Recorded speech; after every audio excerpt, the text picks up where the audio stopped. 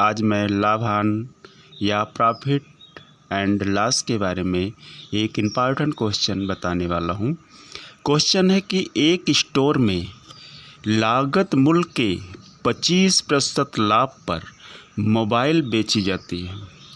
मैं आपको बताया होगा कि लागत मूल्य जो क्रय मूल्य होता है उसमें कुछ मेंटेनेंस यानी जैसे सर्विस वर्क जो भी हो उसमें जोड़ा जाता है तो लागत मूल्य निकलता है। लागत मूल्य एक नया क्रय मूल्य होता है। क्या होता है? एक नया क्रय मूल्य।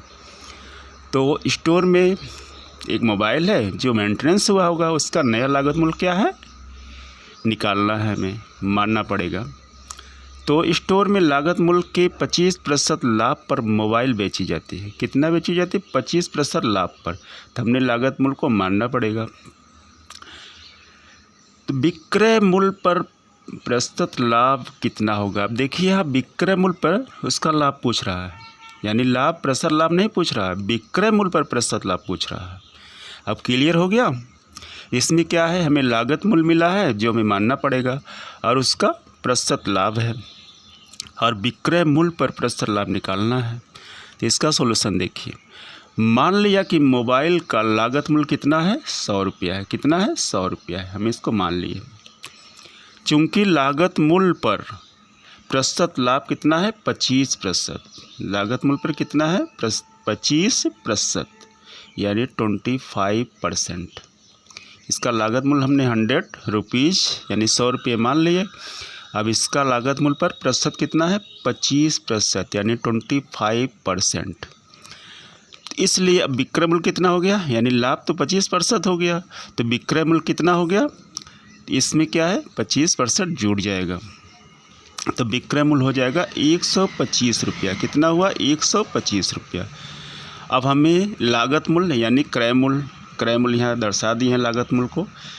क्रय मूल्य और विक्रय मूल्य मिल गया तो हमें शुद्ध लाभ मिल जाएगा। कितना? शुद्ध लाभ, यानी जो कुल लाभ है। शुद्ध लाभ मतलब कुल लाभ।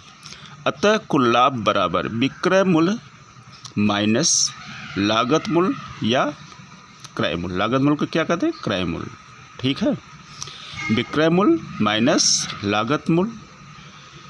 अब लागत मूल्य कितना माना गया है? 100 रुपया और विक्रय मूल्य कितना माना गया है? 120 रुपया। तो इसमें हम रख देंगे तो बराबर हो गया विक्रय मूल्य 125 माइनस क्रय मूल्य 100, यानी this is equal to 125 minus 100, this is equal to 25 rupees. यानी इसको माइनस करेंगे तो कितना आएगा? 25 रुपीज़। यानी 125 में 100 को घटा देंगे तो 25 रुपया आ जाएगा। ये हमारा कुल लाभ है। क्लियर हुआ? अतः विक्रय मूल्य पर, अब देखिए पूछ रहा है ना, विक्रय मूल्य पर लाभ का प्रतिशत, तब निकाल लेंगे। अतः विक्रय मूल्य पर लाभ का प्रतिशत बराबर कुल लाभ गुणे 100 बट्टे विक्रय मूल्य। अब आप पूछेंगे यहाँ विक्रय मूल्य काहे है? क्योंकि ये विक्रय मूल्य पर लाभ निकल रहा है। कितना? विक्रय मूल्य पर लाभ निकालना है, तो इसलिए हम विक्रय मूल्य पर लाभ निकाल रहे हैं। अगर विक्रय मूल्य नहीं देता तो क्रय मूल्य जो हमारा लागत मूल्य पे निकलता, तो इसलिए हम यहाँ विक्रय मूल्य पे निकालेंगे, यहाँ लिखा हुआ प्रश्न में। तो बराबर हो गया कुल लाभ कितना है? 25 रुपये। कुल लाभ कितना है? 25 रुपये और विक्रय मूल्य कितना है? 125। तो इसमें हम रख देंगे, तो हो गया 25 गुणे 100 बट्टे 125। अब इसको इंग्लिश में देख लीजिए, 25 इंटू 100 अपान 125। अब इसको सॉल्व कर लेंगे। 25 पंजा 1, 25 पंजे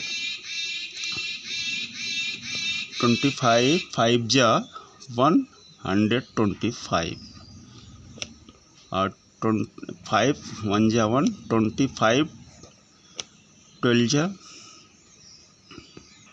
5 1 जा 1, 5 20 जा 100, यानी ये 20 आएगा।